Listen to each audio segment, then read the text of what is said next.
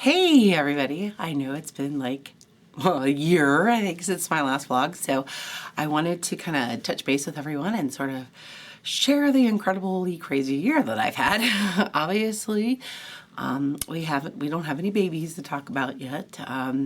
It's been a little bit of a disappointing year. We had two attempts back in the January and March of last year, which ended in me trying to get surgery twice. I had to have surgery in February and then again in April, because the first time they thought it was scar tissue, and then the second time when they did my second attempt at a transfer, they got so much estrogen in me that my body started to produce cancer cells. So they had to put me back on cancer meds. Fortunately, there was no cancer in my D&C when I went in April, but they were definitely worried that there was problems happening from being on so much estrogen. They put me on it to try and get me to grow lining, because my body is just not growing lining anymore, which is funny since when I was younger I used to have way too much lining and I don't have hardly any. So I've gone from like one extreme to the other. So we're trying to like move through that and try and figure out how we can get us to get a good lining going so that we can actually implant these babies. And so they had me on cancer meds, and then in July I was clear to go ahead and try again. So we did a cycle in July. They implanted 2 embryos, and that one ended in a very early loss. I started bleeding probably about 2 weeks into the, right 2 weeks after they put the babies in, boom, started bleeding. So unfortunately, that did not end well. So the doctor said, you know what, I think we'll try injections with you for progesterone to see if we can hold the pregnancy a little longer. So the second cycle, I did a cycle in September, where we just did a regular cycle in August, September, and then September, October, we did a full transfer as well with the femera as well. And that cycle ended in a loss at about 6 weeks. So we aren't doing too good with trying to keep these babies in there and keep them growing. Both times my lining barely got a little above a 6, which is not, they want you usually between an 8 and a 10. So we're having a little issue with that. And the femera is helping. It's getting me, like, certain areas of my lining are getting to about 7 or 8, which is great. But that's not really happening throughout, and so when they put the babies in, they're trying to get that right little spot where everything's good, and unfortunately that's not really helping. Plus we don't know if there's issues with stress and all the other stuff that goes on in life. That's also kind of contributing to the problem. So I took some months off. We've been trying to get our health back in shape and things like that, and it's been a battle. Once they diagnosed me with PCOS, I've kind of under the understanding that losing weight is not as easy as I would like it to be.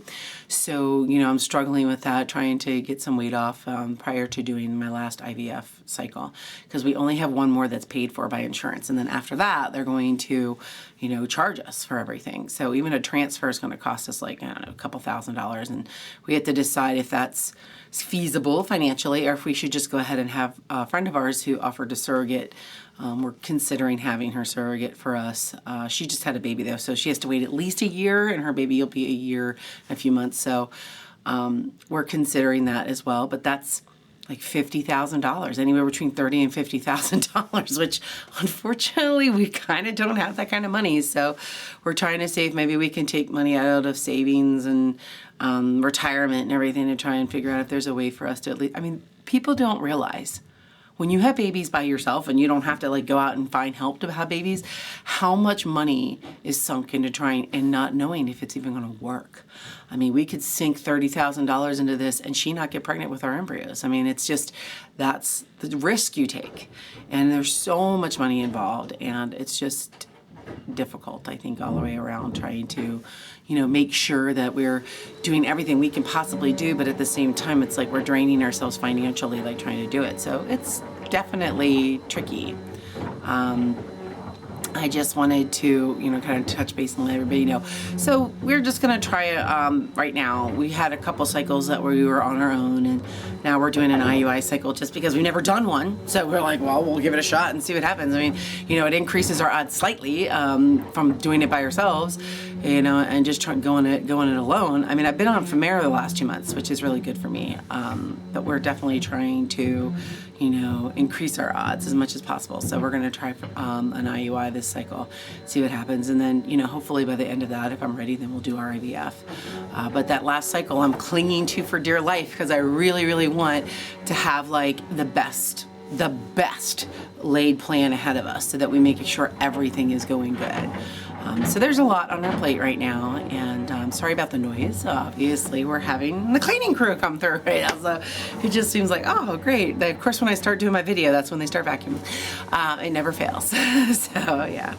But yeah, that's kind of what's going on, and I just wanted to update everybody. So I hope that we'll have some good news the next couple months. We'll just wait and see. I mean, we're being positive. That's all we can do, is just stay positive and keep trying.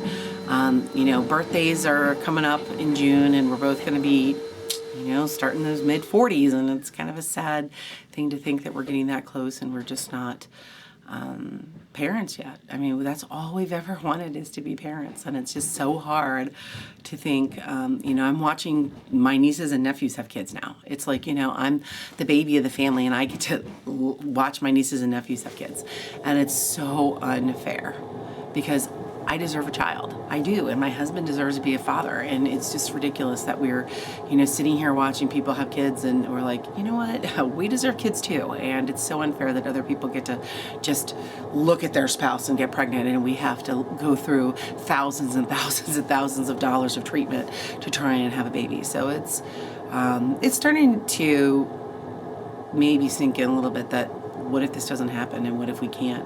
I mean, if we cannot afford a surrogate, that's like that's the last step for us. I mean, surrogacy is it, and even with somebody offering to do it, it's still thousands and thousands of dollars in legal fees, and that's where the money. I mean, it's all these legal fees. We already have the embryos. We don't have to go through all that. It's the legal fees that go along with it. So that's the part where it's like you have to hire a lawyer, and she has to hire a lawyer, and then we gotta, like, the lawyers have to hash everything out, and then to make sure, and then we have to pay all her medical bills. So if there's anything that their insurance doesn't cover, we have to cover it. So we have to make sure that we have all the money in the bank to cover medical bills. So it's very, very expensive. There's no cheap way of doing it, and the fact that we have wonderful people that are offering to do this for us is amazing, but there's still that financial pull on it that's going to cost a lot of money.